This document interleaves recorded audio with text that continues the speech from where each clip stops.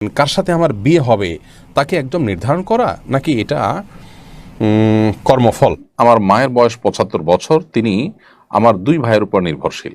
তার মালিকানায় আছে ৬.৫ লাখ টাকার জমি এবং নগদ ৫০,০০০ টাকা। তার কোনো ঋণ নেই। আমার বাবা মারা গেছেন, আমার মায়ের উপরে কি হজ ফরজ হবে? জায়নিস্টরা হামাসের শীর্ষ নেতৃত্বকে হত্যা করার জন্য এবার হামলা করলো কাতারে। মুসলিম বিশ্বকে এই ঘটনা থেকে কি শিক্ষা নিতে বলবেন? আমি হিন্দু থেকে মুসলমান হয়েছি, আমার জন্য কি সুন্নতে খাতনা করা বাধ্যতামূলক? ১২ রবিউল আউয়াল একজন পীর বক্তা বলেছেন ঈদে মিলাদুন নবী লাইলাতুল কদরের চেয়েও উত্তম। এটা কোরআন সুন্নাহ সম্মত কিনা? নামাজে সানা পড়া কি ঠিক না? দিন আপনি লিখেছেন মসজিদের নামে ওয়াকফকৃত সম্পদ কোনো ব্যক্তি, প্রতিষ্ঠান বা ইসলামী ট্রাস্টের নামে হস্তান্তর বা লিখে দেওয়ার অধিকার কারো আছে কিনা? চলুন তাহলে প্রিয় দর্শক, আর বিলম্ব না করে আপনাদের যে সমস্ত প্রশ্ন ইতিমধ্যে আমাদের কাছে চলে এসেছে সে সমস্ত প্রশ্ন উত্তর দেওয়ার পালায় আমরা প্রবেশ করি। আমি শুরুতে যে প্রশ্নটি দেখতে পাচ্ছি সেটি হলো, একজন লিখেছেন আমার মায়ের বয়স ৭৫ বছর, তিনি আমার ২ ভাইয়ের উপর নির্ভরশীল। তার মালিকানায় আছে ৬.৫ লাখ টাকার জমি এবং নগদ ৫০,০০০ টাকা। তার কোনো ঋণ নেই। আমার বাবা মারা গেছেন, আমার মায়ের উপরে কি হজ ফরজ হবে? প্রিয় দর্শক, আপনার মায়ের কাছে যে টাকা আছে সে টাকায় তার উপরে হজ বর্তায়। তার বয়স যদিও ৭৫, তারপরও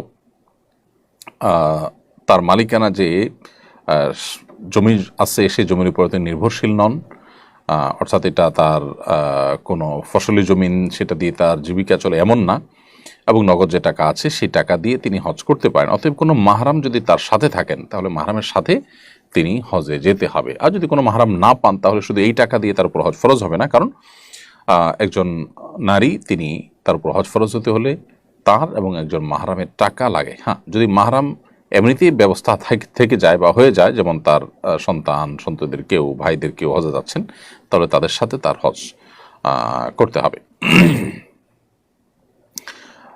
এরপরে প্রশ্ন করেছেন একজন, জায়নিস্টরা হামাসের শীর্ষ নেতৃত্বকে হত্যা করার জন্য এবার হামলা করলো কাতারে।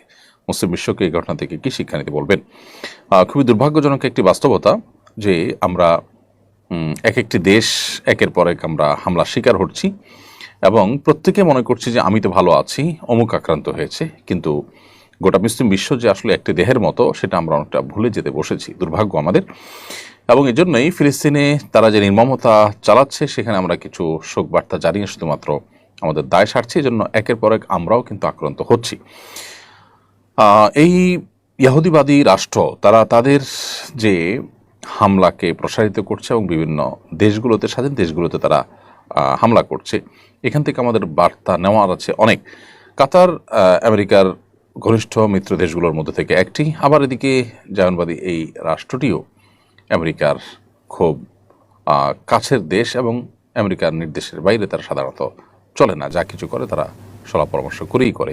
এর মানে দাঁড়ালো যে আল্লাহ তাআলা কোরআনে যে বারবার করে বলেছেন যে ইহুদি খ্রিস্টানরা কখনোই তোমাদের উপর সন্তুষ্ট হবে না, মুসলমানরা যতক্ষণ পর্যন্ত তাদের ধর্মে তোমরা দীক্ষিত হয়ে না যাও, তোমাদের সাথে তারা উপরে মিত্রতা বা বন্ধুত্ব এটা স্থাপন করবে, তলে তলে তোমাদেরকে ধ্বংস করবার জন্য তারা ঐক্যবদ্ধ। সেটার আরেকটা বাস্তব উদাহরণ আমরা দেখতে পারলাম। তাছাড়া যে পৃথিবী আমাদেরকে আইন এবং বিচারের প্রতি শ্রদ্ধাশীল থাকতে বলে, যে পৃথিবী আমাদেরকে বলে মব করা যাবে না, আইন এবং বিচারের ভার নিজের কাঁধে তুলে নেওয়া যাবে না, সে পৃথিবী যখন যে কোনো দেশের উপরে যে কোনো অভিযোগ দিয়ে অমুক আছে সেখানে, তমুক আছে সেখানে, সেটা প্রমাণ হোক বা না হোক, সেখানে তারা নিজেদের মতো করে হামলা করতে পারছে, কারণ তারা শক্তিশালী দেশ। তার মানে নীতিবাক্যগুলো শুধুমাত্র দুর্বল দেশগুলোর জন্য। আজকে যে পৃথিবীটাকে আমরা সভ্য বলছি, তাদের এই ধরনের কর্মকাণ্ড থেকে এই পৃথিবীর আসল চেহারা, আসল চরিত্র আমরা আরেকবার চিনলাম। অতএব আমাদের রিয়েলাইজ হওয়া দরকার, আমাদের চিন্তার জগতে পরিবর্তন আনা দরকার, যে আমরা আসলে ইসলাম ছাড়া অন্য যত মুখরোচক বা চকচকে তকতকে যে সভ্যতা আমরা দেখতে পাচ্ছি, এই সভ্যতা আসলে অসভ্যতায় পরিপূর্ণ। এটা সভ্যতার মোড়কে শুধুমাত্র অসভ্যতাকে ধারণ করছে। বিধায় এখান থেকে আমাদের শিক্ষা গ্রহণ করা উচিত, আরব দেশগুলো শিক্ষা গ্রহণ করা উচিত। মুসলিমদের ঐক্যবদ্ধ হওয়ার জন্য এরকম এক দুটি ঘটনায় যথেষ্ট, কিন্তু দুর্ভাগ্য একের পরে ঘটনাগুলো ঘটার পরও আমরা নিজেদেরকে বাঁচাবার জন্য মরিয়া, যেন আমরা নিরাপদে থাকলেই হলো, অথবা আমরা নিজেরা তো ভালো আছি, এরকম একটা মানসিকতা আমাদের মধ্যে চলে এসেছে। আল্লাহ রাব্বুল আলামিন আমাদেরকে হেফাজত করুন, মুসলিম মিল্লাতকে আল্লাহ তাআলা হেফাজত করুন। হৃদয় লিখেছেন, আমি হিন্দু থেকে মুসলমান হয়েছি, আমার জন্য কি সুন্নতে খাতনা করা বাধ্যতামূলক? সুন্নতে খাতনা করা সুন্নতে মুআক্কাদা এবং ইসলামের প্রতীকী বিষয়।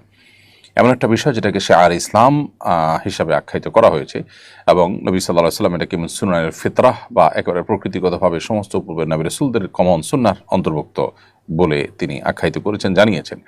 সেজন্য কোনো মানুষ যদি প্রাপ্তবয়স্ক হওয়ার পরও ইসলাম গ্রহণ করে, তাহলে সেই বয়সেও তাকে খাতনা, সুন্নতে খাতনা করানোর উদ্যোগ নিতে হবে। সেই হিসাবে আপনি ইসলামের ছায়াতলে এসেছেন। আল্লাহ তাআলা আপনাকে অটল অবিচল থাকার তৌফিক দান করুন। আপনাকে আমরা আহলান ওয়া সাহলান জানাই। সেই সাথে আপনার সুন্নতে খাতনা করানো দরকার।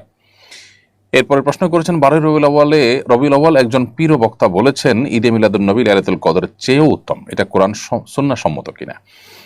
একজন সাধারণ মুসলিম মাত্রই জানেন যে আল্লাহ তাআলা কোরআনে কারিমে বলেছেন লাইলাতুল কদরে খায়রুম মিন আলফি শাহর, লাইলাতুল কদর হাজার মাসের চাইতে উত্তম। লাইলাতুল কদরের ফজিলত সম্বলিত সূরা, স্বতন্ত্র সূরা কোরআনে যেখানে আছে, আরও একাধিক আয়াত আছে, বহু হাদিস আছে, এবং হাদিস এবং কোরআনকে একসাথে করলে দেখা যায় লাইলাতুল কদরের যে ফজিলত হাজার মাস ইবাদতের চাইতে বেশি উত্তম।